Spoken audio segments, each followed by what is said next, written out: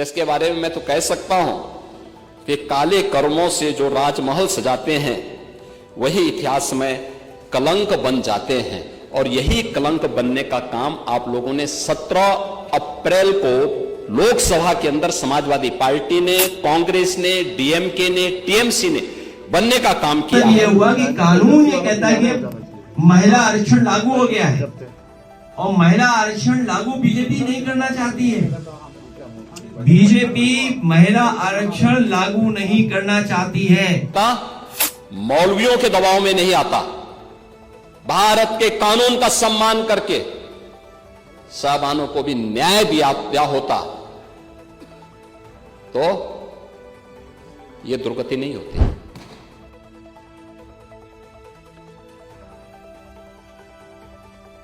याद रखना, आप सभी लोग महिलाओं के सांप से शापित हैं।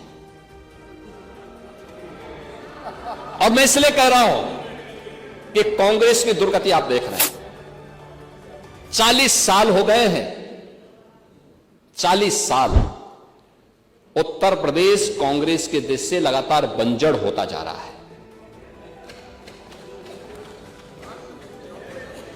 मैं वही कह रहा हूं ना, इसलिए बंजर हो रहा है।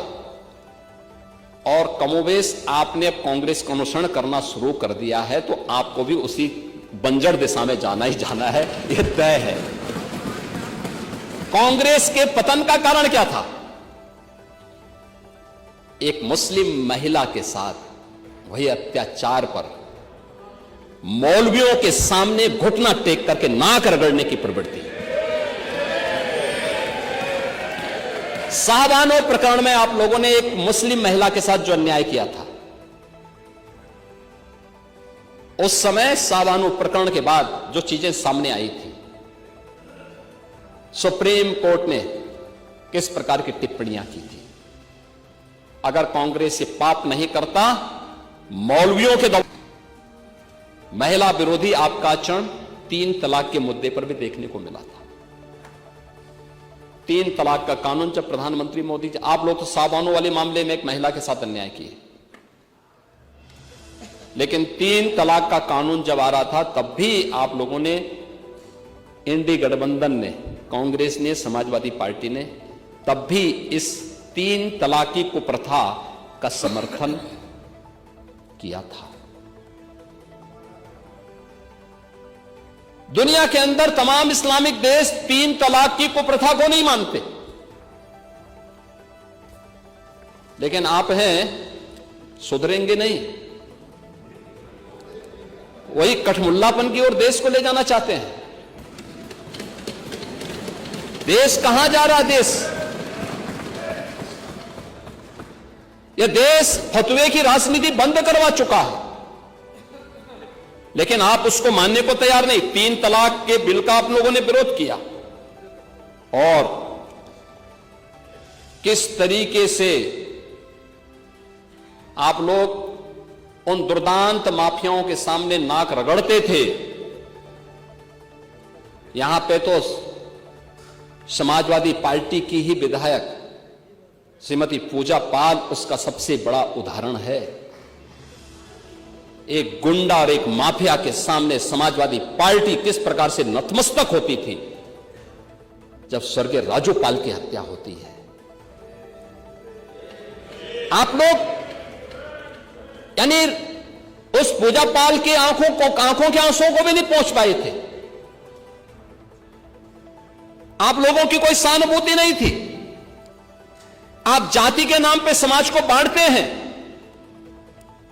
लेकिन आपकी सहानुभूति वास्तव में महिलाओं के प्रति नहीं है, पिछड़ों के प्रति नहीं है, दलितों के प्रति नहीं है। स्टेट गेस्ट हाउस कांड और पूजा पाल का प्रकरण और इस प्रकार के अनेक उदाहरण ऐसे हैं जो आप सबके सामने, आपके नेताओं के बयान, जेल की यात्रा कर रहे आजम खान के बयान हो, आपके पूर्व सांसद एसटी हसन के बयान हो, मुंबई में अबू आजमी के लगातार महिला विरोधी बयान हो, या फिर आप लोगों के वे सभी नेताओं के बयान तो इसके बारे में मैं तो कह सकता हूं कि काले कर्मों से जो राजमहल सजाते हैं वही इतिहास में कलंक बन जाते हैं। और यही कलंक बनने का काम आप लोगों ने 17 अप्रैल को लोकसभा के अंदर समाजवादी पार्टी ने, कांग्रेस ने, डीएमके ने, टीएमसी ने बनने का काम किया है, जहां पर नारी गरिमा के लिए, नारी सशक्तिकरण के लिए उठाए जाने वाले एक महत्वपूर्ण प्रस्ताव को आप लोगों ने सदन के अंदर गिरा करके इस तरीके से अपमानित